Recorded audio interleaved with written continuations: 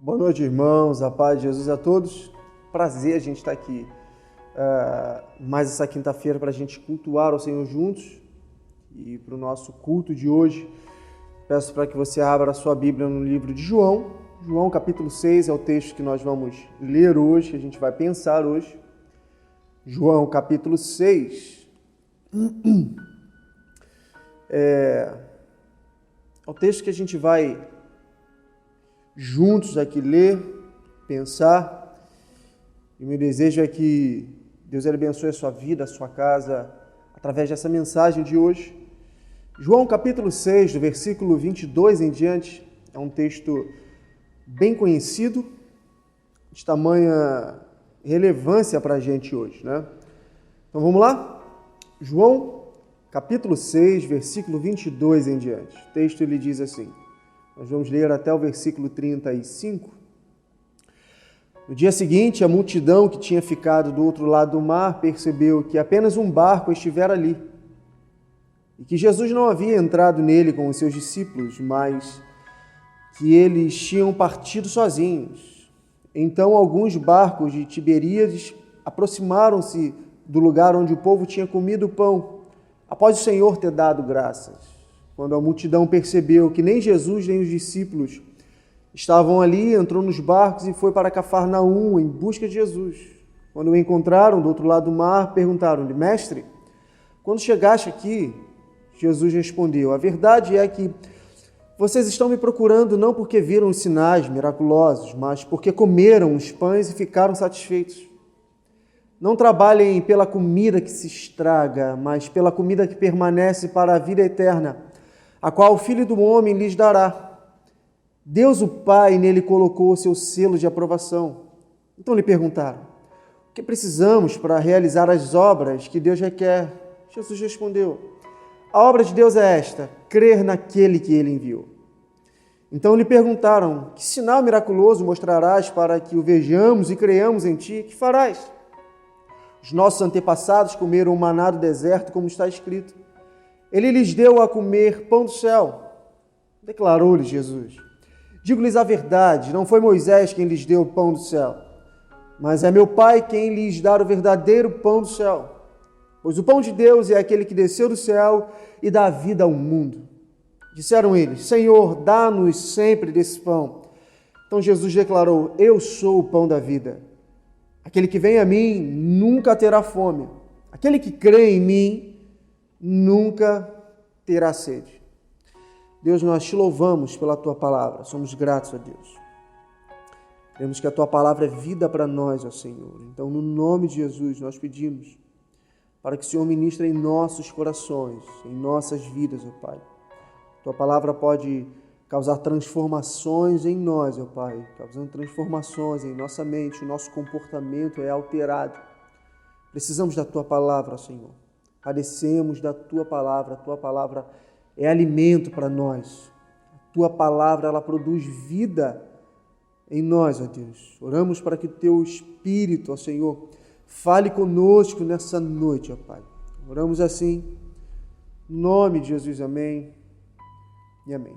John Stott, ele disse algo, e eu quero compartilhar isso que John Stott ele disse. Ele disse assim: nós barateamos o Evangelho quando o retratamos apenas como algo que nos liberta da tristeza, do medo, que nos liberta da culpa, de outras necessidades pessoais, ao invés de apresentá-lo como uma força que nos liberta da ira vindoura. Essa é uma frase de John Stott, né? Essa é uma ideia que alguns têm, na verdade, sobre o Evangelho. E eu já falei isso e outras vezes e torno a trazer à memória que cada um de nós, na verdade, cada um de nós, eu e você, tem um Deus diferente quando a gente se conhece Deus da Bíblia. Cada um tem uma ideia de Deus, de fato, desenha um Deus quando não se tem ideia de fato do Deus da Bíblia. Ou melhor, quando não conhece o Deus que a Bíblia menciona, quando a relação com Deus é uma relação de benefício próprio, é descartada totalmente a possibilidade de conhecer Deus em sua plenitude. Quando partimos do princípio que o meu envolvimento, a minha relação com Deus, é em busca de algo, eu descarto toda a possibilidade de eu conhecer Deus em sua plenitude.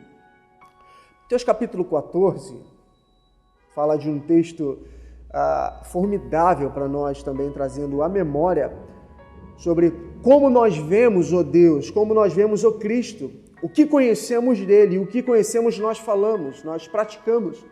Nós andamos por fé naquilo que conhecemos do Cristo. Em Mateus capítulo 14, vai relatar que Jesus ele anda sobre as águas, mas também relata que Pedro anda sobre as águas. E é um relato fantástico pelo fato da fala de Pedro. Quando Jesus ele se aproxima, na verdade, isso me chama a atenção quanto ao nosso assunto, que a gente vai falar dentro do texto de João. Isso aqui acrescenta para nós no que diz o que de Cristo nós conhecemos é o que nós praticamos no dia a dia. E Pedro, ele é alguém que coloca em prática, naquele momento, aquilo que ele conhece do Cristo que ele segue e que ele serve. Observa que no texto de capítulo 14, que é do 22 ao 33 de Mateus, Pedro anda sobre as águas. No versículo 28 ele diz assim: Senhor, disse Pedro, se és tu, manda-me ir ao teu encontro por sobre as águas. Isso aqui não é uma fala qualquer, não é uma palavra solta na Bíblia, não é uma palavra de qualquer um texto aleatório. Pedro está dizendo, supostamente por um fantasma, que quando Jesus se aproxima, quem está no barco fica tão temoroso que o texto vai falar, é um fantasma que está ali. Mas Pedro, ele abre a sua boca no versículo 28 e fala, Senhor, se és tu, manda-me ir ao teu encontro sobre as águas. Essa aqui é uma fala de quem conhece exatamente quem é o Cristo, que segue e que serve. Pedro está dizendo da seguinte forma, se tu és o Cristo que eu conheço, tu tem poder e autoridade de me fazer ir até o Senhor, onde o Senhor está, me fazendo andar sobre as águas. Pedro sabe exatamente quem é o Cristo no qual ele segue, no qual ele serve, ao ponto dele falar, o Cristo que eu sirvo, o Cristo que eu sigo, o Cristo que eu conheço, ele tem poder, ele tem autoridade de me fazer andar sobre as águas. Isso é uma frase, é uma fala de quem conhece o outro em sua plenitude, em sua totalidade. Não é alguém que diz a Jesus e fala, Senhor, tu pode fazer um milagre na minha vida, eu quero algo do Senhor, eu te busco porque eu quero um benefício próprio. Não. Pedro está dizendo como quem conhece em sua plenitude quem é o Deus que ele serve. Não é uma fala solta. Pedro, ele sabe exatamente que Cristo ele pode fazer milagres, ele pode fazer sobrenaturais, ele pode fazer sinais, que ele detém todo o poder e autoridade. É essa frase que exala da boca de Pedro, exatamente dessa forma. Alguém que conhece Cristo em sua totalidade, que sabe exatamente quem é Jesus. Eu conheço Jesus, e porque eu conheço Jesus, ele pode me fazer andar sobre as águas. Ele conhece o Jesus. Ora, o apóstolo Paulo, em 2 Timóteo, capítulo 1, versículo 12, ele diz uma outra frase de quem conhece a Cristo. E o apóstolo Paulo, ele é fantástico em suas colocações, quando ele vai falar sobre Jesus, e nesse texto ele fala assim, 2 Timóteo, capítulo 1, versículo 12, ele diz, por essa causa também sofro, mas não me envergonho. E ele continua dizendo, porque sei em quem tenho crido. Estou bem certo de que ele é poderoso para guardar o que eu lhe confiei até aquele dia. Veja o que Paulo está dizendo. Eu sei em quem tenho crido. Paulo, eu acredito, eu vejo, é o que eu penso. Paulo, após Cristo, ele foi o cara, se assim eu posso dizer. Cara em plenitude de evangelismo, em pregação, em igreja, em fé, em missões, em conhecimento do Cristo que serve. E ele diz, eu sei em quem tenho crido. Paulo, ele viveu o modo de vida que viveu porque conheceu bem o Cristo que ele serve. Atos capítulo 9, quando Jesus se revela a ele, e ali ele se entrega para esse Cristo, Daí em diante, o que Paulo viveu foi uma coisa esplêndida. O que Paulo sofreu, o que Paulo se doou, o que Paulo ensinou, as viagens missionárias que Paulo fez, as pregações, o amor ao Evangelho, o amor ao Cristo, o amor ao próximo que Paulo exerceu, a fé que Paulo tinha, as falas dele nos seus últimos momentos de vida, 2 Timóteo capítulo 4, nos seus últimos momentos de vida, em que fala, agora estou sendo acabando a minha vida. Minha vida ela está encerrando aqui, mas eu sei para onde eu vou agora. Esqueço-me das coisas que para trás ficaram e prossigo pelo prêmio da soberana vocação que é Cristo Jesus. Paulo ele estava preso, ele sabia que ia morrer, Paulo sabia que ia caminhar para o martírio, mas Paulo ele diz, eu sei em quem eu creio, eu sei o Cristo que eu sirvo. E a gente vai ver isso na vida de Paulo pelo modo de vida que ele teve, de seus sofrimentos, da sua dedicação de vida, em suas pregações, seus esboços, seus ensinos, a sua dedicação à expansão do Evangelho, da palavra de Cristo. Enquanto preso, Paulo ele dedicava a sua vida escrevendo cartas, ensinando, enviando, e só faz isso, só diz essas frases, só escreve essas cartas, só vive do modo que viveu, de fato, quem conhece o Cristo. Vejam, esses textos, essas falas, é de quem tinha um relacionamento com o Cristo porque o conheceu de fato. Os que conheciam, conheceram, ou que conhecem Cristo possuem um relacionamento daqueles diferente daqueles que professam uma fé, na verdade, sem ter fé. Professam uma fé por interesse. E eu digo novamente o que nós já falamos algumas vezes aqui na igreja, que muitos buscam a Cristo de acordo com as suas necessidades. Alguns buscam o Cristo milagreiro, alguns buscam um Jesus que resolve seus problemas, alguns buscam a Jesus porque querem ser felizes na vida. Alguns buscam Jesus porque querem acabar com as suas dores. Alguns buscam Jesus porque querem ficar ricos. Alguns buscam Jesus porque querem enriquecer. Alguns buscam Jesus porque querem ser poderosos. E se você viu o livro de Eli, você vai saber exatamente do que eu estou falando. São diversos os motivos das pessoas que querem buscar o Cristo, a Jesus. Cada um faz uma ideia de Deus que quer pelos interesses que tem. Deus é bom, essa é uma frase que a gente usa demais. Deus é bom o tempo todo e o tempo todo Deus é bom.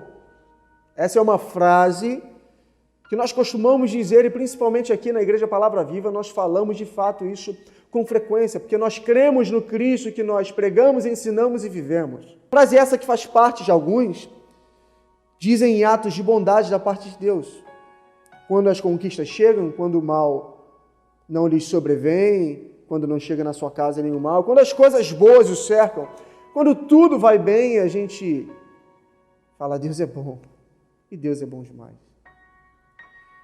Mas esses mesmos que falam nesses momentos bons podem questionar a Deus, ou questionam a Deus na perda, na porta fechada, quando os dias maus chegam, quando as coisas ruins acontecem, quando perde o emprego, na doença, na morte.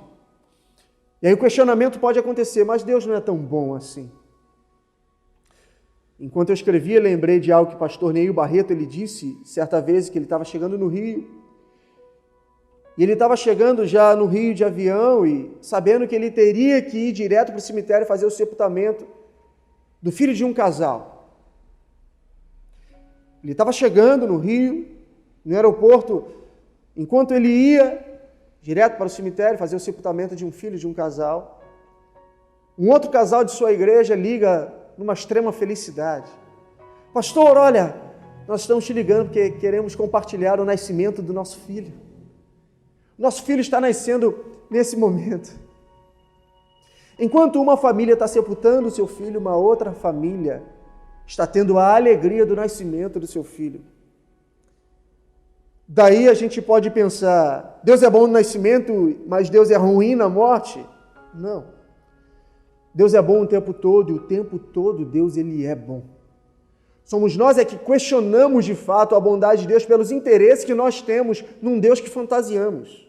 Romanos capítulo 5, eu tenho citado muito esse texto nesses últimos tempos, do versículo 1 até o versículo 5 diz assim, Romanos 5, tendo sido, pois, justificados pela fé, temos paz com Deus por nosso Senhor Jesus Cristo, por meio de quem obtivemos acesso pela fé, a esta graça na qual agora estamos firmes e nos gloriamos. Aí Paulo ele continua falando, na esperança da glória de Deus, mas não só nisso não.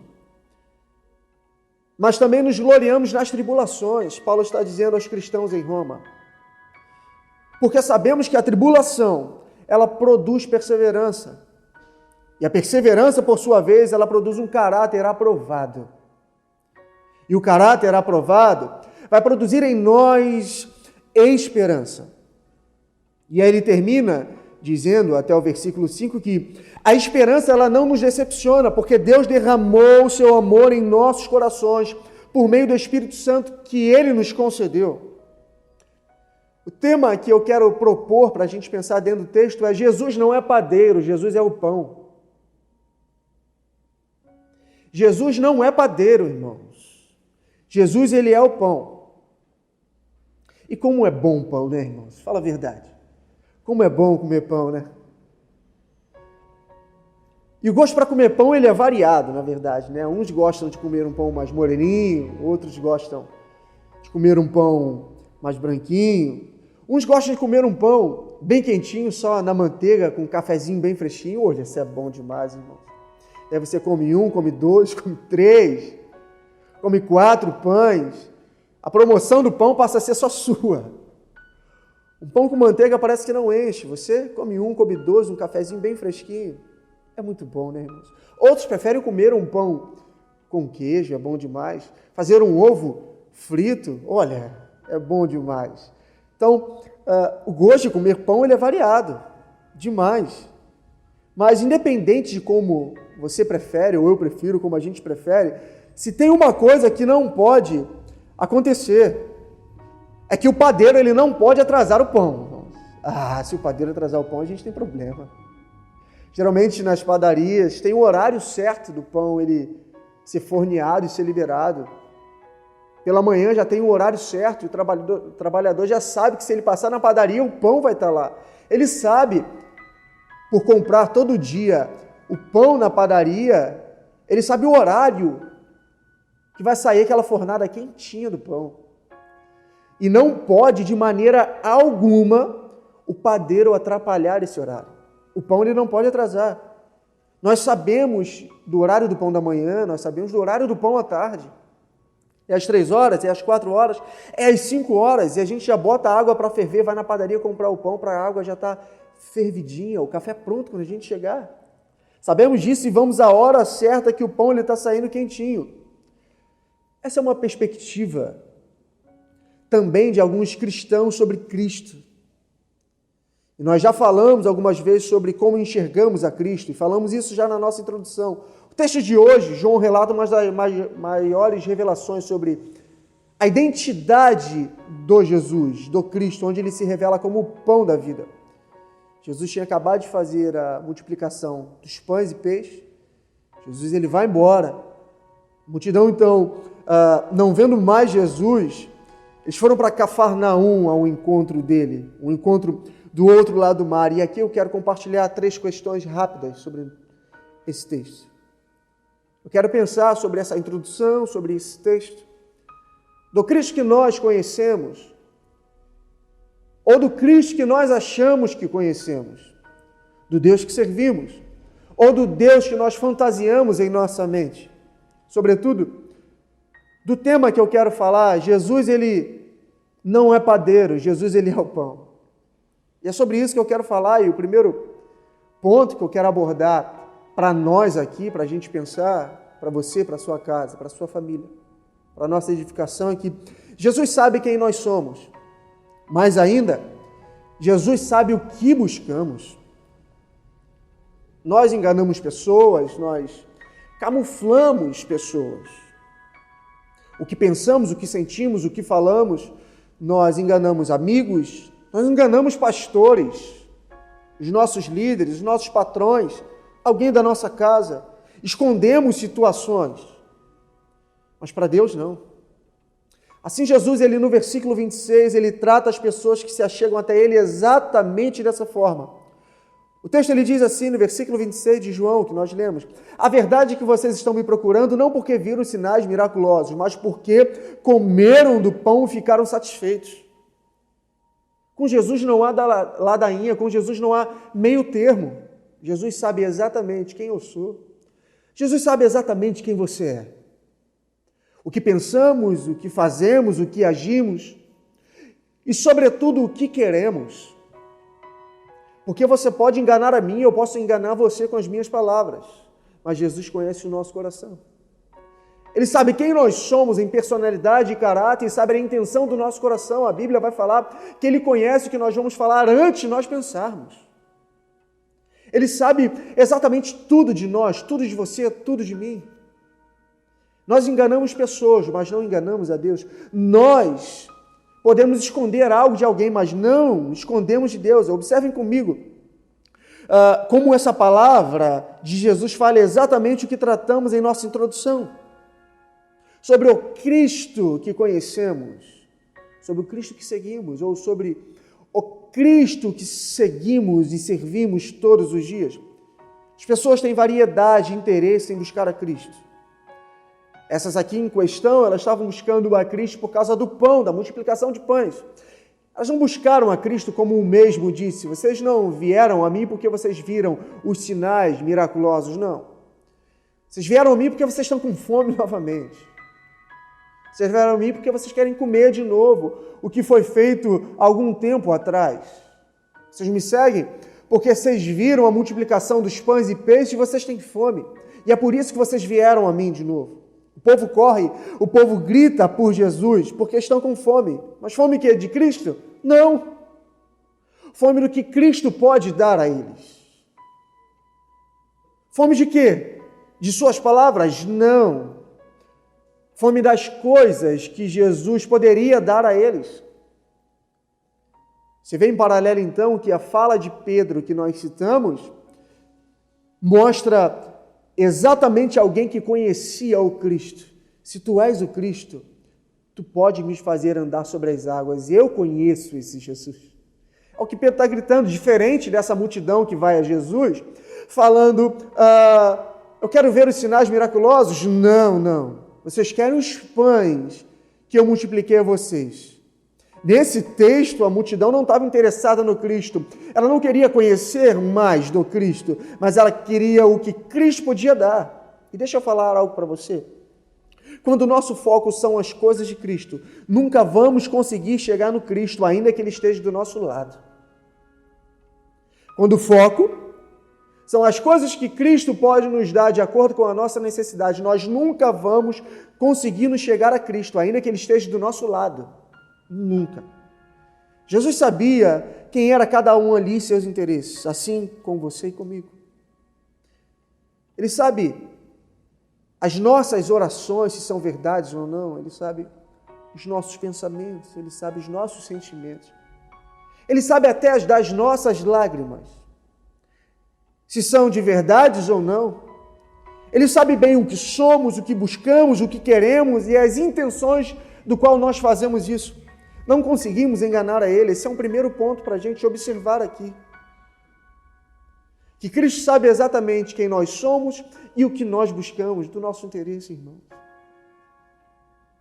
Ele sabe exatamente das suas necessidades, o que você precisa. Ele sabe, antes mesmo de você ir até Ele e falar em orações do que você está precisando. Todavia, Ele diz, orem a mim, porque eu preciso saber, eu quero escutar de vocês o que vocês precisam. Paulo, ele vai ensinar isso.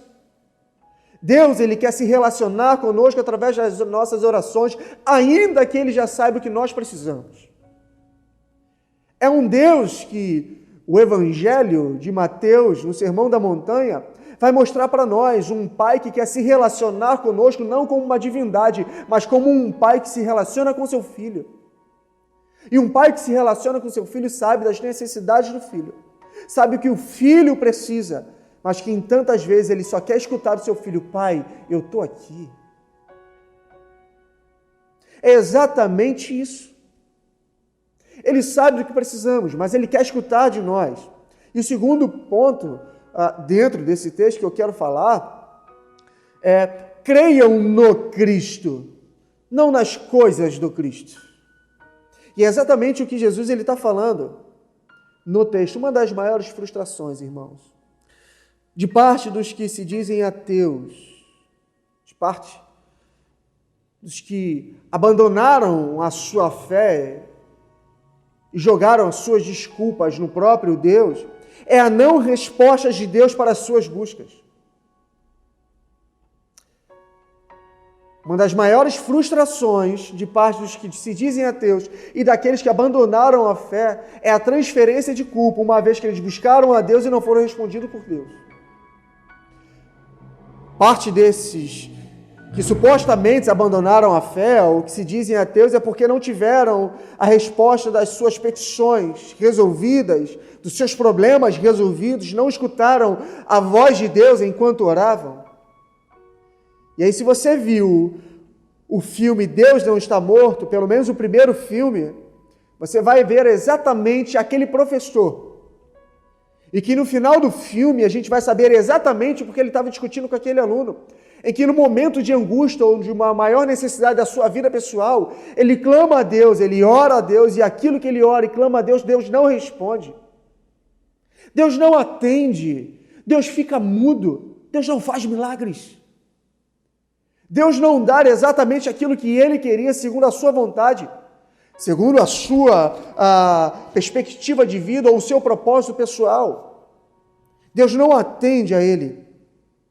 Em algum momento da vida, essas pessoas debruçam suas esperanças em um Deus milagroso e não foi atendido. Apoiaram sua fé no Deus da lâmpada, então esfregaram ela, fizeram 3 pedidos, mas nenhum dos 3 Deus respondeu.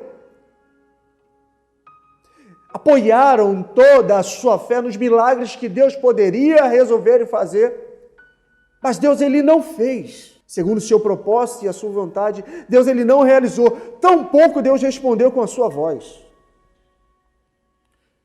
Pessoas que buscaram nos montes, nas campanhas, nas vigílias, nas igrejas, e não foram respondidos. E que fizeram? Abandonaram a sua fé, abandonaram esse Deus no qual criam, que fantasiaram em sua mente que tudo aquilo que eles buscassem em Deus, Deus resolveria, Deus daria. Deus responderia. Deus, num estalar de dedos, num piscar de olhos, ou segundo apenas uma palavra, o milagre aconteceria e não aconteceu. E quantas vezes isso aconteceu conosco? Em que nós buscamos Deus, e que nós oramos, e o milagre não aconteceu. O que a gente esperava de Deus não aconteceu, tampouco a gente escutou a voz de Deus. Se é que a gente escutou a sua voz em algum momento, que a gente mais precisava. De fato, o que eles fizeram, abandonaram. Deixa eu falar algo aqui, meu irmão. Claro, o problema não é buscar as nossas necessidades em Deus. Não. Não é isso que eu estou dizendo. A própria palavra de Deus, a Bíblia, vai nos falar: apresentem a Deus as suas necessidades através de orações e súplicas. Deus ele quer escutar as nossas necessidades. Então não há nenhum problema. Quando você mais precisar, busque a Deus. Quando você se sentir sozinho, busque a Deus. Quando você precisar de um milagre, vai num Deus, porque nós cremos que Deus ele faz milagre. Deus ele pode fazer milagre. Deus ele pode realizar milagre. Deus é o mesmo Deus de ontem e hoje e será eternamente. A sua palavra nos garante isso. Ele é o mesmo Deus, aquele mesmo Deus que abriu o mar para o povo de Israel passar, é esse Deus. Aquele mesmo Deus que nós lemos, que fez Pedro andar sobre as águas, sim, ele é o mesmo Deus. Aquele mesmo Deus que falou para Lázaro, saia para fora, sim, ele é o mesmo Deus. Ele é o mesmo Cristo que ressuscitou Lázaro, que curou os enfermos, que fez o cego enxergar, que fez o mudo falar. Sim, ele é o mesmo Deus, ele é o mesmo Cristo, ele continua realizando milagres. Então o problema não é buscar as necessidades, mas é trocar Jesus por elas. O meu maior problema é eu colocar toda a minha fé nas necessidades e não no Jesus. É eu precisar muito mais da provisão do que do provedor. É eu acreditar que na minha vida eu preciso muito mais da provisão do que do provedor. Lucas, capítulo 12, versículo 29, do 34, ele diz assim: não busquem ansiosamente o que hão de comer ou beber. Não se preocupem com isso. Pois o mundo pagão é que corre atrás dessas coisas, mas o Pai sabe que vocês precisam delas. Busquem o reino de Deus e essas coisas lhe serão acrescentadas. O texto ele continua.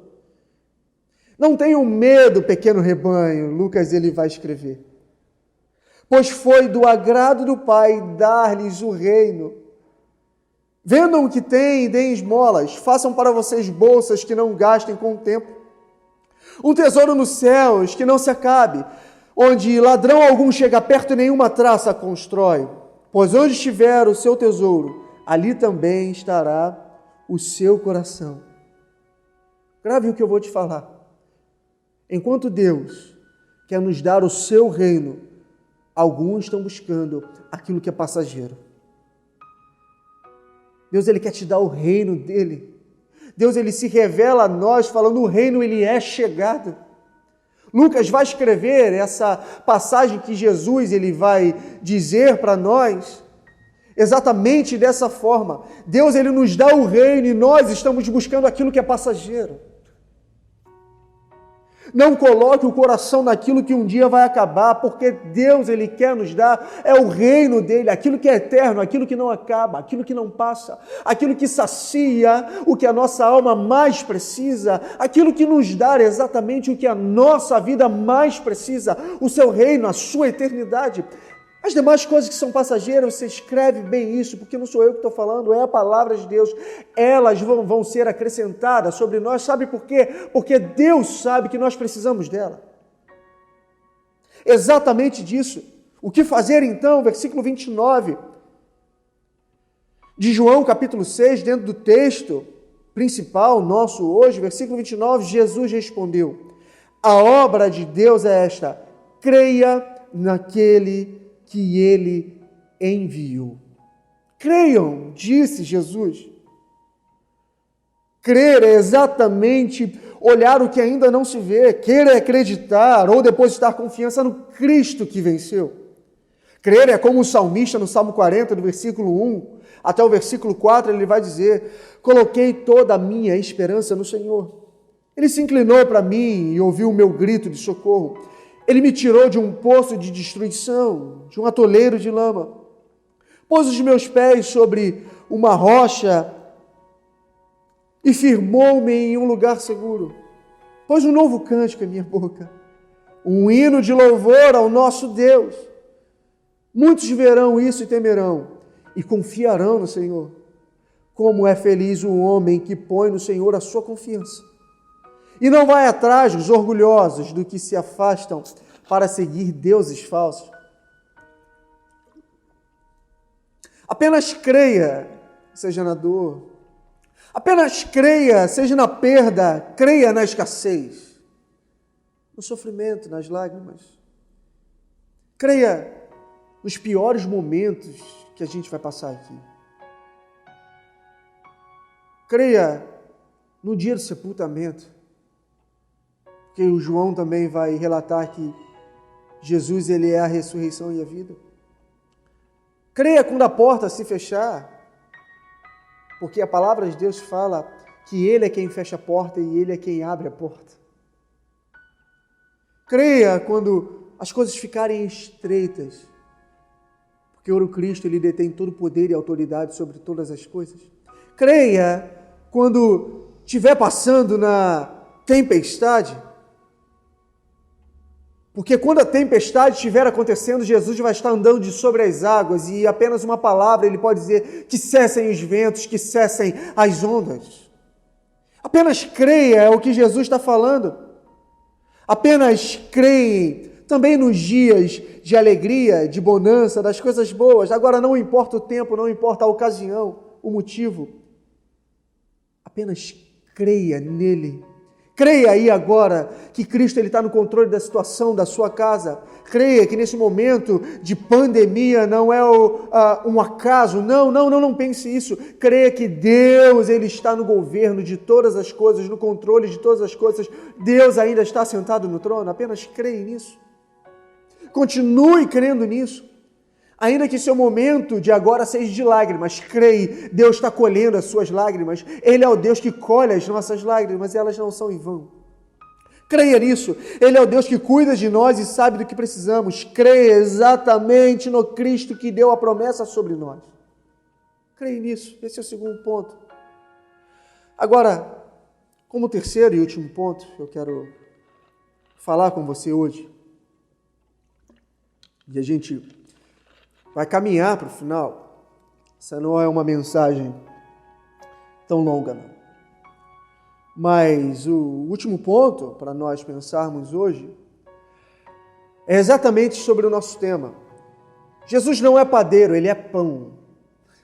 Melhor dizendo, Jesus não é o padeiro, ele é o pão.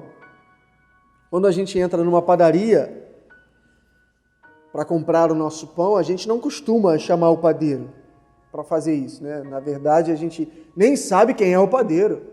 Talvez você vai na mesma padaria há tantos anos e você não sabe nem quem é o cara que faz o pão para você comprar. Você vai na padaria comprar tudo que você precisa comprar e você não sabe nem quem é o padeiro que está lá desde 3 horas da manhã na padaria para você pegar o seu pão às 5h30, às 6 horas. Você nem sabe quem é ele. A gente entra na padaria, a gente só quer pegar aquilo que o padeiro tem para nos oferecer. Então a gente não sabe nem quem é o padeiro. O que queremos, na verdade, é o que o padeiro fez. E a gente não quer saber quem é ele. A gente quer o pão que o padeiro fez. Não entramos em uma padaria com um interesse em quem fez o pão. A gente não tem um interesse real em quem faz. A gente quer o benefício que o padeiro tem para nos oferecer. Essa é a grande verdade. Queremos o pão pronto na hora certa, se possível. A gente quer entrar na padaria e saber que o pão está pronto. Sem relacionamento, sem vida, sem interesse, sem busca, sem profundidade. E grave bem isso que eu vou te falar também. O que parte dos cristãos de hoje fazem é exatamente irem nas igrejas achando que vão ter pão do padeiro. Eles vão entrar na igreja e querem saber que o pão está pronto. Parte dos cristãos de nosso tempo, eles entram nas igrejas e eles só querem saber que o pão está pronto e mais nada. Jesus corta toda essa possibilidade no versículo 30 ao 35 de João capítulo 6, em que ele diz assim: Então lhe perguntaram, que sinal miraculoso mostrará para que o vejamos e creiamos em ti? Que farás? Os nossos antepassados comeram o maná do deserto, como está escrito. Ele lhes deu a comer do pão do céu.